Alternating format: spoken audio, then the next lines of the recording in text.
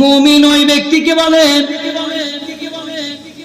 ইযা যুকিরাল্লাহ, যখন আল্লাহর জিকির করা হয় মুমিনের সম্মুখে, মুমিন ওই বান্দাকে বলা হয় যার সামনে আল্লাহর জিকির করা হয়।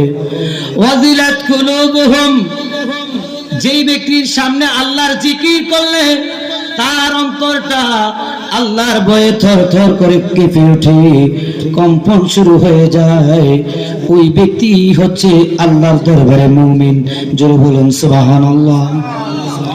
এই মুমিনের ব্যাখ্যা দিতে গিয়ে তাফসীরকারগণ বলেছেন মুমিন সাধারণ কোন ব্যক্তির নাম নয়।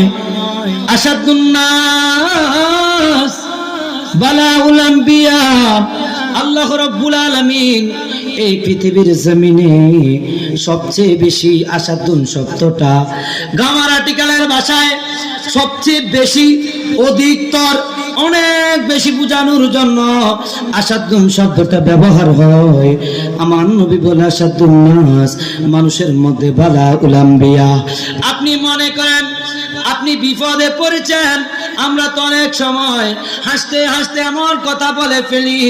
গত কিছুদিন আগে হাদিসের ক্লাসে দরজ দিতে গিয়ে দেখলাম মেশকাত শরীফের মধ্যে রয়েছে আল্লাহর নবী হাবিবে কিবরিয়া রহমাতুল্লিল আলামিন বলে দুনিয়ার জমিনের এমন কিছু মানুষ আছে যারা হাসতে হাসতে কথা বলে, কথা বলার কারণে ওই কথাটা যদি সে গুরুত্ব দিয়ে বলে নাই, এমনিতে হাসতে হাসতে বলেছে, তারপরে কথাটা অত্যন্ত অথেন্টিক, আল্লাহর কাছে বেশ পছন্দ হয়েছে, আল্লাহর কাছে ভালো লেগেছে।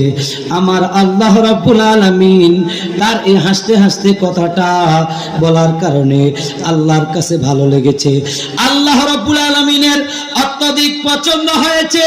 পছন্দ হওয়ার কারণে আমার আল্লাহ রাব্বুল আলামিন এই কথাটার কারণে আল্লাহ রাব্বুল আলামিন তাকে জান্নাতি করে দিবে। অথচ কথাটা গুরুত্ব দিয়ে বলে নাই, হাসতে হাসতে বলেছে, আল্লাহর কাছে পছন্দ হয়েছে।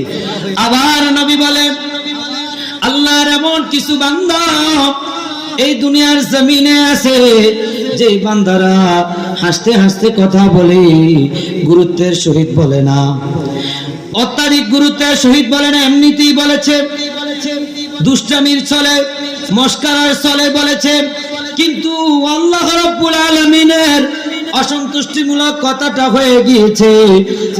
আমার আল্লাহ রাব্বুল আলামিন তার এই কথার কারণে আল্লাহ রাব্বুল আলামিন তাকে জাহান্নামী করে দিবে।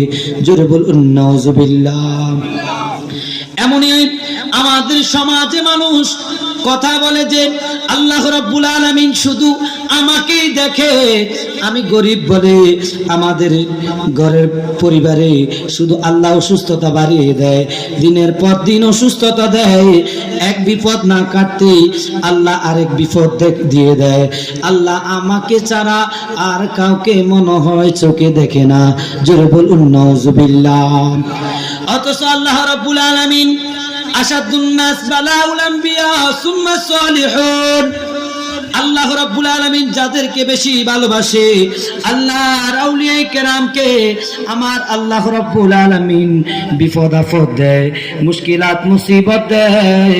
তারপরে আমার আল্লাহ সলিহিন বান্দা যারা, আল্লাহ ওয়ালা যারা ইমানদার মুত্তাকি, আল্লাহ রাব্বুল আলামিনের উপর ঈমান আনে, বিশ্বাস রাখে, ইয়াকিন রাখে, দুনিয়ার জমিনে মানুষকে ভালো কাজের দিকে আহ্বান করে, নেকের কাজের দিকে আহ্বান করে, ওই সমস্ত বান্দাদের আল্লাহ রাব্বুল আলামিন পরীক্ষা করে, যাদেরকে ভালোবাসে। তারপর সুম্মা সলিহুনা ফাল আমসাল, আস্তে আস্তে আমার আল্লাহ সাধারণ মানুষকে একদম ছোট ছোট পরীক্ষা করে। আমরা সেই জিনিসগুলা পরীক্ষায় আমরা উত্তীর্ণ হতে পারি নাই, অথচ আল্লাহর আউলিয়া কেরাম, আল্লাহর আম্বিয়া কেরাম, আল্লাহর মুত্তাকি বান্দা, সালিহিন, আল্লাহ ওয়ালা বুজুর্গানে দিন, তারা এই জিনিসগুলা মোকাবেলা করে আল্লাহ রাব্বুল আলামিনের উপর তাওয়াক্কুল করে, আল্লাহ রাব্বুল আলামিনের সন্তুষ্টি হাসিল করে তারা এক একজন কামালিয়তের দরজায়, পরিপূর্ণতার দরজায় আল্লাহ রাব্বুল আলামিনের বান্দা থেকে আল্লাহর বন্ধুত্বে রূপান্তরিত হয়ে গিয়েছে।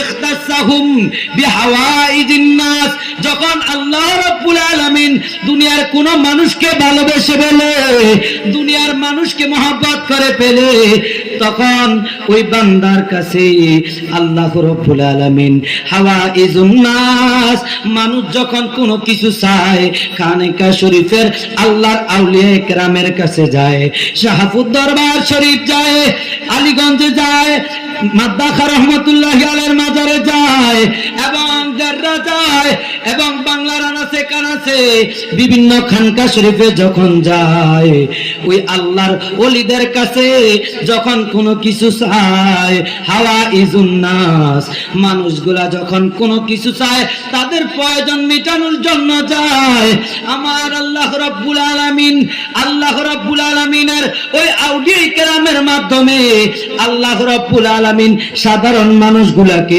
আল্লাহর পক্ষ থেকে তাদের চাওয়া পাওয়াকে পূরণ করে দেয়। জোরে বলুন সুবহানাল্লাহ। মুআজ্জাজ ও মুকাররম, যে কথা বলতেছিলাম, আল্লাহ রাব্বুল আলামিন সবচেয়ে বেশি মুমিনদেরকে পরীক্ষা করে, আম্বিয়া কেরামদেরকে, সালিহিনদেরকে, তারপর আমাদের মতো সাধারণ মানুষকে। তো এই পরীক্ষার সময় যে ধৈর্য ধারণ করতে পারে, আল্লাহর শুকরিয়া আদায় করতে পারে, ওই ব্যক্তি পরিপূর্ণ মুমিন, তাকে মুমিন বলা হয়। কয় মুমিন আর কাকে বলা হয়?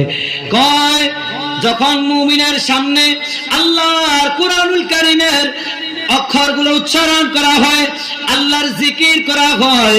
আল্লাহর জিকির আমরা বলতে বুঝি আল্লাহু আকবার, লা ইলাহা ইল্লাল্লাহ, আল্লাহ আল্লাহ, সুবহানাল্লাহ, আলহামদুলিল্লাহ। বলেন না, আল্লাহর জিকির শুধু এগুলা নয়। আল্লাহর জিকির কি? আল্লাহর জিকির হচ্ছে নামাজ, আল্লাহর জিকির হচ্ছে আল্লাহ রাব্বুল আলামিনের সন্তুষ্টি